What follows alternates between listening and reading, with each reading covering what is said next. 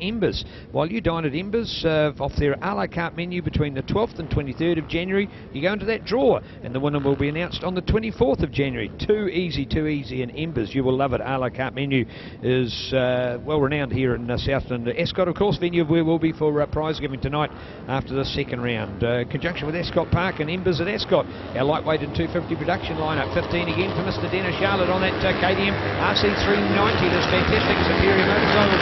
A hot shot little riding bike. They had a good look at that bike last night. Man, does that not inspire anybody to want to have a go at going road racing? 390cc, so you know, packing enough punch. Little four-stroke single as well. So KTM, we know of their race breed as well. So really starting to get into the road side of racing after KTM's renowned off-road motorcycles. Of course, New Zealand, a fine affiliation with the brand of KTM, with our two world motocross champions, both Shane King and Ben Townley, winning on KTM motorcycles. So KTM in New Zealand going to going very well together. So we set out for the start of this one.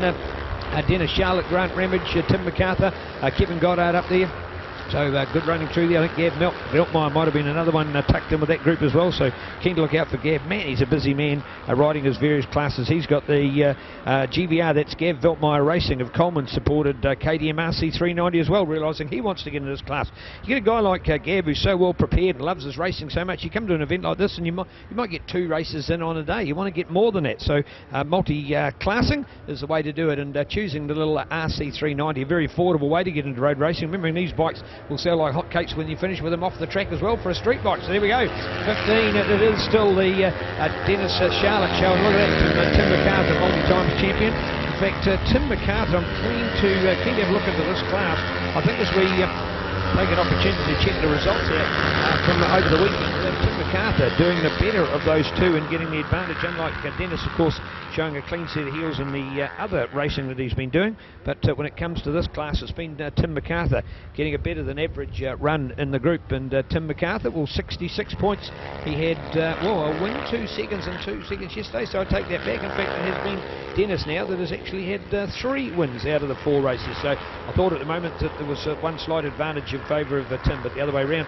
So there we go, from the first race yesterday, last week, Spider, when we saw Tim MacArthur looking to dominate this class, I thought from that point he was going to be the more dominant rider, but since then the tide has been turned and it's been in Dennis's favour. Well, there's been no favour between the two of them. Dennis got a start off the start line. He got a flying start there going to turn 1, and Tim MacArthur took him over. We're on 1.5 laps through, and I've already seen 6 passes between these two guys, so there's no favourites here.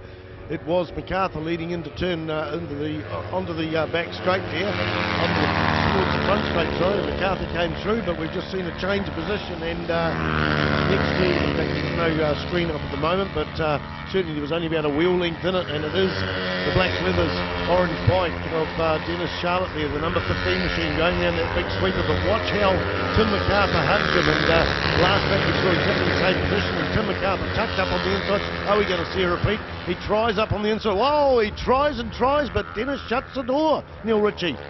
Oh, that is absolutely fabulous to see. And they're two different bikes, because the RC390 is more of an open bike, so hasn't quite got the fairing that rolls right around the bike. So it's a semi-naked, I suppose you'd call it, but it's a nice balanced fairing. Plus the fact that it's higher in the back, it's a more sporty-looking bike rather than the touring kind of look. It's also, of course, it is a single cylinder versus a twin cylinder, but it's actually got 90 cc's more than its equivalent Kawasaki down there, the new Ninja 300. So, and when you look at the 300 on the racetrack compared to the 250s, you're talking chalk and cheese. For a mere 50 cc, Kawasaki technology is absolutely catapulted with this fabulous new 300. And if you were looking to buy one of the bikes, you wouldn't be going back to a 250 when you can now see how well the 300 performs. So there we go, 390 and a 300. Now there might be 90 in it, but the extra cylinder and the more aerodynamics, and I would suggest a better power plan through that bike. You're actually seeing the Kawasaki as an equal performer alongside that. Of course, you've got Yamaha's new R3, the fabulous little 325cc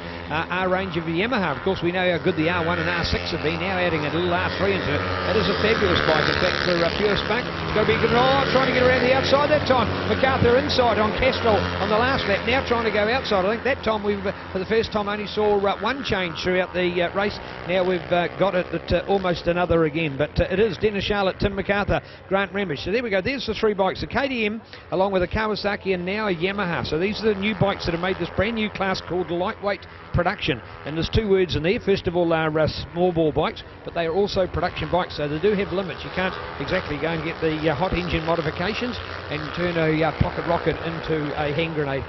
So nice to see that it's a control class, meaning it's totally affordable for everybody to get into racing. When you can get these bikes retailing at under $10,000, use them for a few seasons, and still the ability to sell them, or of course move them on to somebody else. You're talking about some great machinery. So loving what they're doing. Dennis Charlotte, Tim MacArthur, Grant Ramage, Gav Veltmeyer up there, ahead of Kevin Goddard, who's back on board, of course. In the other 250 production class is actually his son Joshua, who's been making an improvement all the time.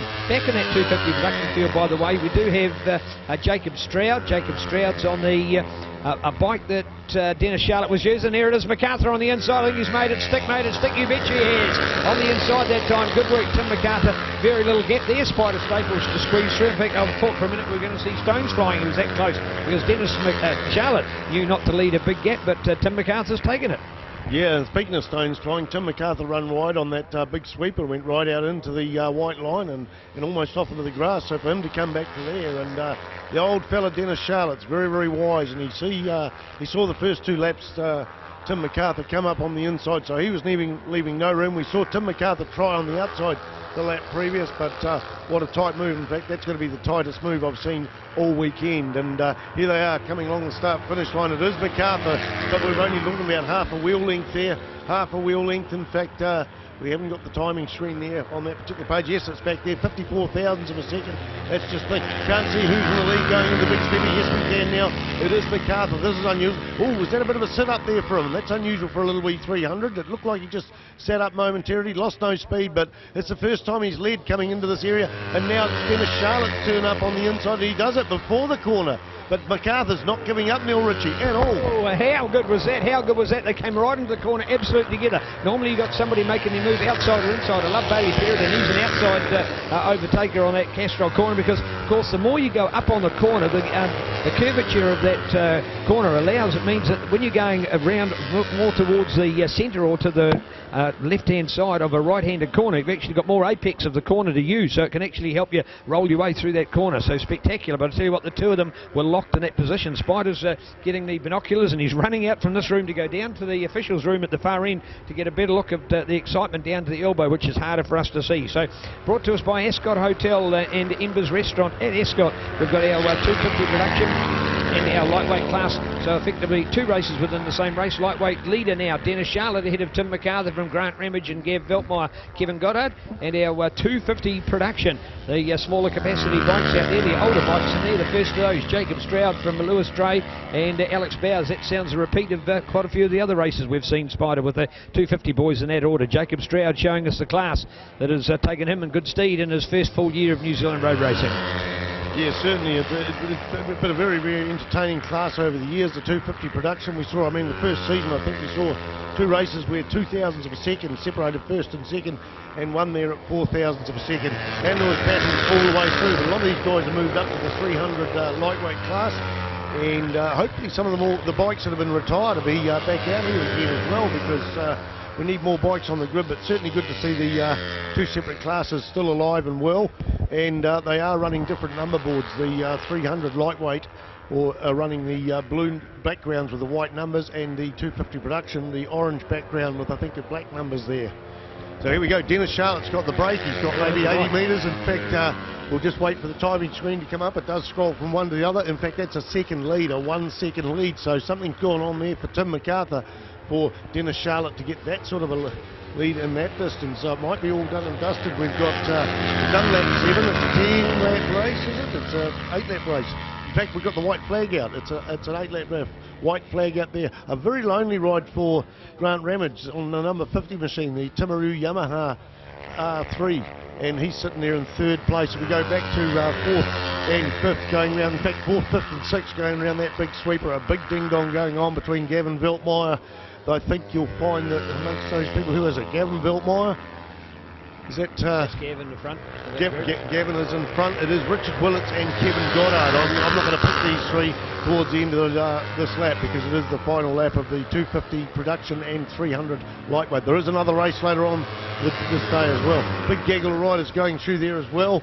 4 of them together, and I think that's Alex Bowers on the bright fluorescent green leathers there. He's the number 69 bike. He got a podium last weekend in a couple of races in the 250 production. As I say that, he runs very, very wide round that big sweeper. Round that big sweeper, runs very, very wide. There, the checkered flag for Dennis Charlotte. The checkered flag for Dennis Charlotte, and followed through there. Tim McCarthy closed the gap just a little bit. In fact, he hadn't actually. It was open right up. He just closed it after the start-finish line when they slowed down.